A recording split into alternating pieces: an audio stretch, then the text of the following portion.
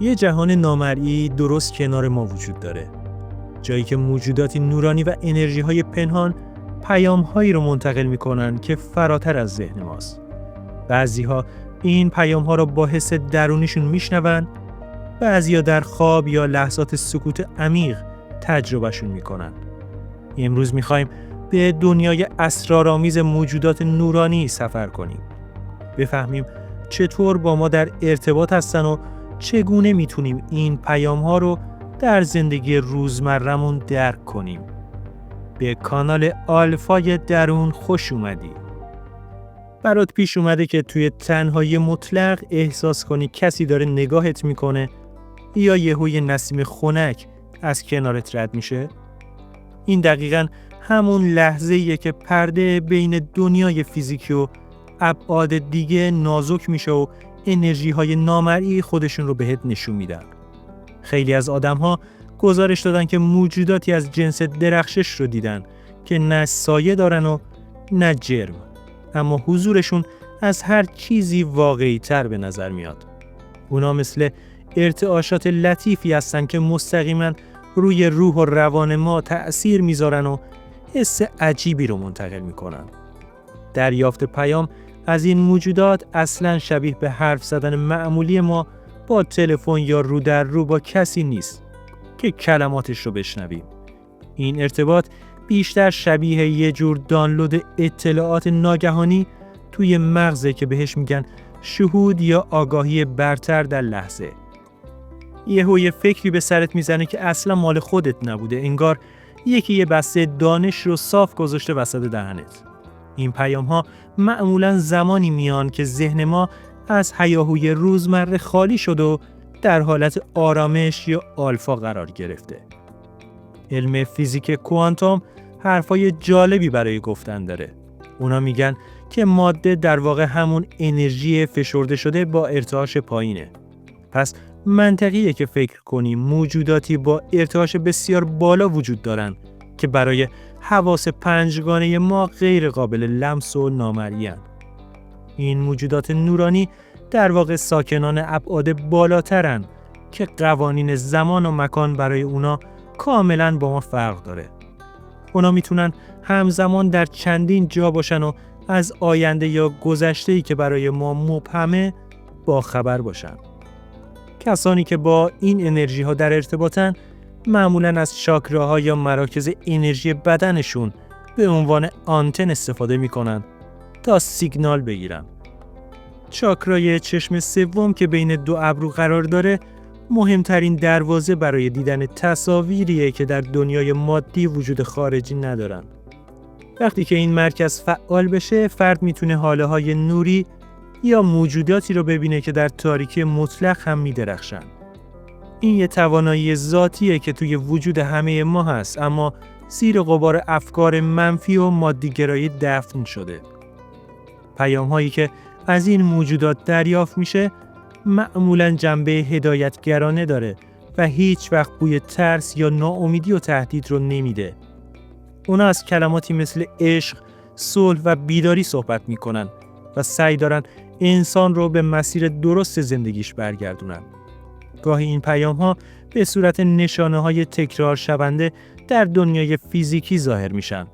مثلا اعداد خاص یا دیدن پرنده‌ای عجیب. اینها کدگذاریایی هستن که فقط روح شما میتونه معنای واقعی و عمیقشون رو توی اون لحظه خاص درک کنه. اگه تا حالا تجربه شبیه این داشتید یا دوست دارید این ارتباط رو قوی تر کنید، زیر ویدیو کامنت بذارید و تجربتون رو با ما به اشتراک بذارید. مدیتیشن و سکوت عمیق بهترین راه برای باز کردن کانال‌های ارتباطی با این موجودات نورانی و انرژی‌های پنهان در کائناته. وقتی صدای ذهن خاموش میشه، صدای روح تازه شنیده میشه و اونجاست که تبادل انرژی با ابعاد دیگه شروع میشه. در این حالت شما دیگه احساس نمی کنید که یه بدن هستید، بلکه خودتون رو بخشی از یه دریای عظیم انرژی میبینید. اینجاست که موجودات نورانی میتونن با فرکانس شما هماهنگ بشن و پیام‌های سری خودشون رو بهتون منتقل کنن. بعضی از این موجودات رو با نام‌های مختلفی مثل فرشتگان، راهنمایان روحی یا استادان صعود کرده در فرهنگ‌های مختلف میشناسن. فرقی نمی‌کنه چی صداشون کنیم. ماهیت اونا یکیه. آگاهی‌های خالصی که وظیفه‌شون کمک به تکامل بشریت تو زمینه. اونا معمولاً مستقیما در کارهای ما دخالت نمی‌کنن. مگه اینکه خودمون از ته دل ازشون بخوایم که بهمون نشونه بدن. این درخواست قلبی مثل یه چراغ روشن در تاریکی عمل میکنه و اونا رو به سمت فرکانس ما جذب میکنه. یه نکته رازآلود اینه که بعضیا تو خواب با این موجودات ملاقات میکنن، چون تو خواب روح از قید بدن آزاد میشه. رویاها یا خوابهایی که خیلی شفاف و زنده هستن اغلب جلسات آموزشی هستن که در ابعاد بالاتر برگزار میشن. شما ممکنه صبح که بیدار میشید یادتون نیاد دقیقاً چی دیدید، اما یه حس آرامش یا یه یقین قلبی دارید. این نشون دهنده اینه که روح شما در طول شب با اون انرژی های نامرئی در تماس بوده و شارژ شده. حساسیت به انرژی های محیطی یکی از نشانه هاییه که ثابت میکنه شما مستعد دریافت پیام از دنیای نادیده و ماورایی هستید. افرادی که بهشون امپات یا حساس میگن میتونن سنگینی یا سبکی فضای یک اتاق رو بدون هیچ دلیل کاملا احساس کنن. این افراد مثل رادارهای زنده‌ای هستند که حضور موجودات غیر فیزیکی رو قبل از بقیه با تمام سلولهای بدنشون درک میکنن. برای اونا دنیای نامرئی خیلی شلوغ‌تر و پر جنب و جوش‌تر از دنیای فیزیکی و مادیه که بقیه مردم میبینن. گاهی اوقات این پیام‌ها به صورت همزمانی‌های عجیب در زندگی روزمره ما خودشون رو به زیباترین شکل ممکن نشون میدن. مثلا دقیقاً وقتی به یه سوال سخت فکر میکنی، یه غریبه توی خیابون حرفی میزنه که جواب مستقیم سوال توه. اینها تصادفی نیستن، بلکه چیدمان دقیق انرژی‌های نامرئی هستن که دارن راه رو بهت نشون میدن تا گم نشی. موجودات نورانی از طریق محیط پیرامون با ما حرف میزنن، چون میدونن ذهن منطقی ما دنبال دلیل و برهان میگرده. برای ارتباط با این ابعاد باید سطح ارتعاش بدن رو با افکار مثبت، تغذیه سالم و دوری از کینه بالا برد. ارتعاش پایین مثل ترس و خشم مثل یک دیوار بتونی عمل میکنه که اجازه نمیده نور به فضای ذهنی ما وارد بشه. هرچقدر قلبت پاکتر و نیتت خیرخواهانه تر باشه، دسترسی به این موجودات نورانی برای تو راحتتر و سریعتر اتفاق میافته. اونا به دنبال کسانی میگردن که آمادگی لازم رو برای دریافت آگاهی‌های جدید و تغییرات بزرگ درونی داشته باشن. خطراتی هم تو این مسیر وجود داره، چون همه انرژی‌های نامرئی لزوماً از جنس نور خالص و هدایتگر نیستن. بعضی از موجودات ابعاد پایین‌تر ممکنه با تقلید کردن سعی در فریب دادن یا ترساندن افرادی داشته باشن که آگاه نیستن. به همین خاطر همیشه توصیه میشه که با نیت حفاظت و عشق وارد این وادی بشید و به حس درونیتون اعتماد کنید. اگه پیامی باعث ترس یا اضطراب شما شد، قطعاً از منبع نور نیست و باید سریعاً از اون فضا فاصله بگیرید.